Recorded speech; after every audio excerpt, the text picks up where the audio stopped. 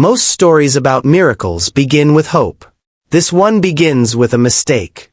A single father, exhausted after a 12-hour shift, typed a desperate message to the only contact he believed could help him. "Sir, I'm short on the twins' school fees this month. Can you lend me anything? Please."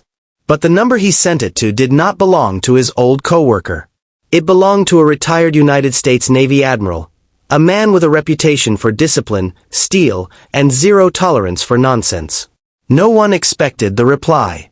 No one expected the chain of events that followed.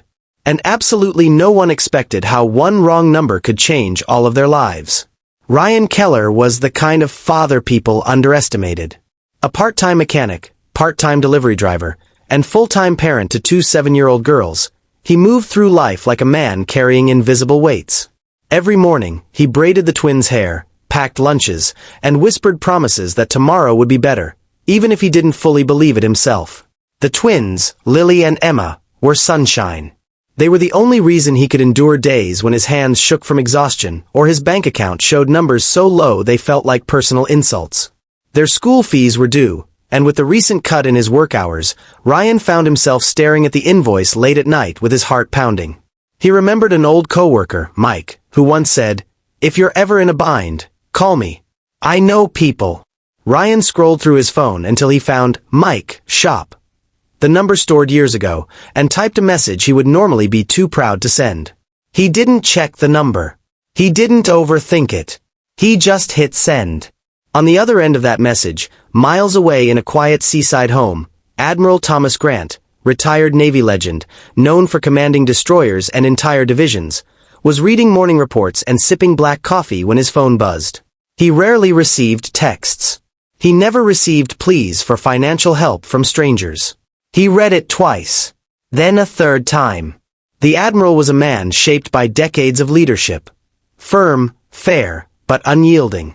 He could have ignored it. He could have reported it. He could have dismissed it as a scam. But something in the phrasing tugged at him. A tone of a man cornered by life, not greed. So he responded with the precision of a man who spent 40 years speaking only when necessary. "I believe you have the wrong number. But tell me about the girls." When Ryan saw the reply, embarrassment flooded him. His fingers trembled as he explained it was a mistake, apologizing over and over, insisting the Admiral ignore him. But Grant didn't ignore him. Something about Ryan's humility, the raw honesty in his repeated apologies, struck a chord the Admiral hadn't felt in years.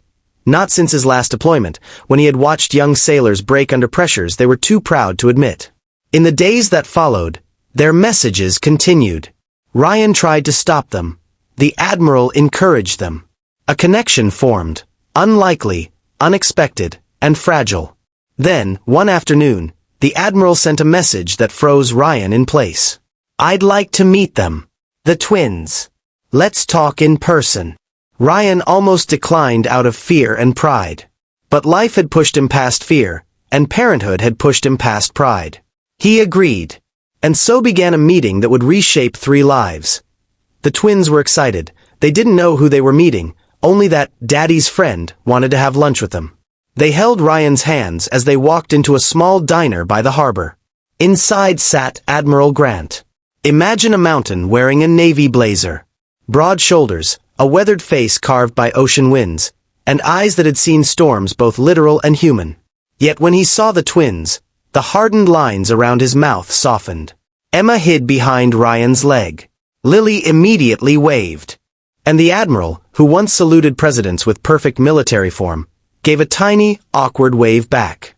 What unfolded during that lunch was simple but profound. The girls talked about school. Ryan apologized at least 12 times. And the Admiral listened. He learned that Ryan had been raising the twins alone since their mother left 2 years earlier. He learned that Ryan worked multiple jobs but still struggled to keep up. He learned that the girls loved books, drawing, and anything that sparkled with possibility. Things money couldn't always provide. The Admiral asked questions the way a commander assesses a situation. Not to judge, but to understand. Finally, after the plates were cleared, he leaned forward.